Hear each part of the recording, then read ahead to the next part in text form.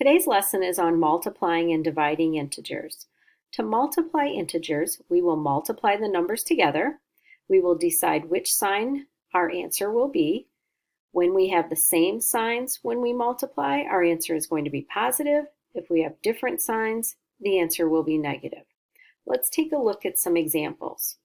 In this example, we have a positive 4 times a negative 3. If I just multiply 4 times 3, I know that that is 12. However, since one number is positive while the other is negative, those are different signs. So that means we have a negative answer. So that would be a negative 12. In the second example, 8 times 5 is 40. Since both numbers were negative, when I have the same signs, it remains a positive answer. In the third example, I have a negative 12 times a positive 8. That means our answer is going to be negative because I have one negative number and one positive number. Those are obviously different signs. If you multiply those two together, you get 96. So final answer has to stay negative. 3 more examples here. You're going to notice I have 3 numbers rather than just 2. So I'm going to move from left to right. I'm first going to multiply a negative times a positive, which will give me a negative answer. But then I still have to multiply it times another negative number. Since both of these signs are the same, that results in a positive answer of 20. In the next example, 7 times negative 2 results in a negative 14. Then I have to multiply that again times a positive 6. But because I'm multiplying a negative times a positive, that answer is still going to be negative. Negative 14 times a positive 6 is negative 84. In the next example, I'm going to take negative 2 times a negative 4, which is a positive 8. Then I need to still multiply it times a negative 6. 8 times 6 is 48. But because one number is positive while the other is negative, it makes it a negative 48.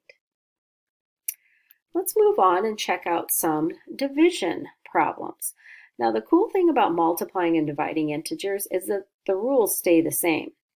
To divide, we're going to just divide the numbers, determine the sign of the answer. Again, if the signs are the same, we will keep it as a positive answer. When the signs are different, it'll result in a negative answer. Okay, I have negative 18 divided by a negative 3. If I go ahead and divide 18 by 3, I know that's 6. Because both of these numbers are negative, those are the same sign, it remains a positive answer. In the next example, we're using this division bar, or it's also known as a fraction bar, but it means to take negative 32 and divide it by 8. 32 divided by 8, that is 4, but because one number is negative while the other is positive, it's going to remain a negative answer. Over here we have 64 divided by a negative 8. 64 divided by 8 is just 8, but because one of these numbers is negative, it results in a negative answer. Let's try some more challenging problems here. On some of these, we're going to have multiple things that we need to do. But for the first one, we have 72 divided by a negative 12. 72 divided by 12 is 6, but because one of the numbers is negative, it results in a negative answer. Now these two are a little bit more challenging. There are 3 numbers. We also have a combination of multiplying and dividing.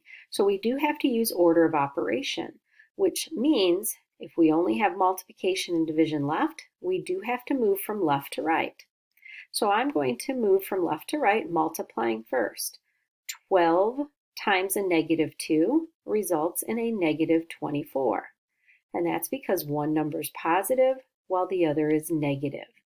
But then I have to divide that negative 24 by a negative 3. Since both of these are negative, I simply just divide 24 by 3 and I get an 8.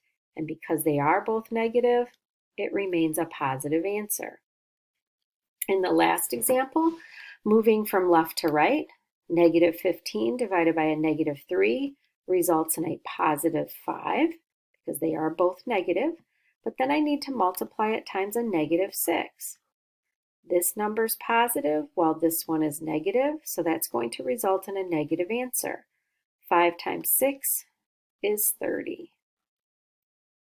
And these are just a little reminder that if you're ever dividing by 0, or zeros on the denominator, or it's the divisor like this problem, you're always going to get an answer that's called undefined because it's not possible to divide by 0.